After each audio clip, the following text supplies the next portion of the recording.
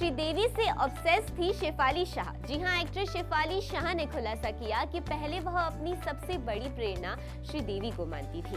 एक नए इंटरव्यू में शेफाली ने कहा कि जब उन्हें बताया गया कि वह श्रीदेवी जैसी दिखती हैं, तो उन्होंने उनकी नकल करना शुरू कर दिया। शेफाली ने कहा कि बाद में उन्होंने ऐसा करना बंद कर दिया क्योंकि उन्हें लगा कि श्रीदेवी तो एक ही है। उन्होंने ये भी कहा कि उनके बेटों ने उनकी तुलना आयरन मैन से की। श्रीदेवी ने 1967 में तमिल फिल्म कंधन करुणाई में 4 साल की उम्र में एक बाल कलाकार के रूप में अपना करियर शुरू किया।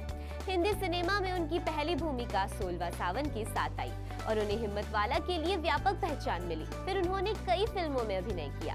अब हाल ही में हुई एक बातचीत में शेफाली ने कहा, मैंने कभी नहीं सोचा था कि मैं एक एक्टर बनूंगी, यह हॉरिजन पर नहीं था।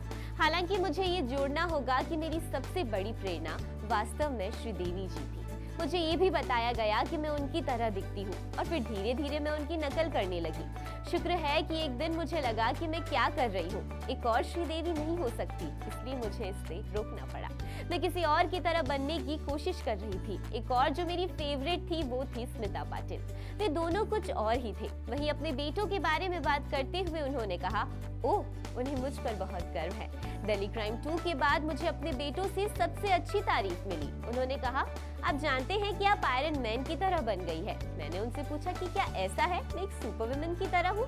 उन्होंने शेयर किया कि आयरन मैन को छोड़कर हर मार्वल सुपर हीरो को विभिन्न अभिनेताओं द्वारा निभाया गया है, केवल एक एक्टर ने इसे निभाया है और आप ऐसे हो, आपको बदला नहीं जा सकता। मैं इतना प्रभावित हुई कि इसे प्रिंट कराना चाहती थी और दीवार पर लगाना चाहती थी। बता दें, शेफाली को हाल ही में डॉक्टर जी में देखा गया था, जिसमें उन्होंने स्त्री रोग विशेषज्ञ डॉक्टर नंदिनी की भूमिका निभाई। सुमित सक्सेना, सौरभ भारत, विशाल वाघ और अनुभूति कश्यप द्वारा लिखित डॉक्टर जी में आयुष्मान खुराना और रकुलप्रीत सिंह दी है।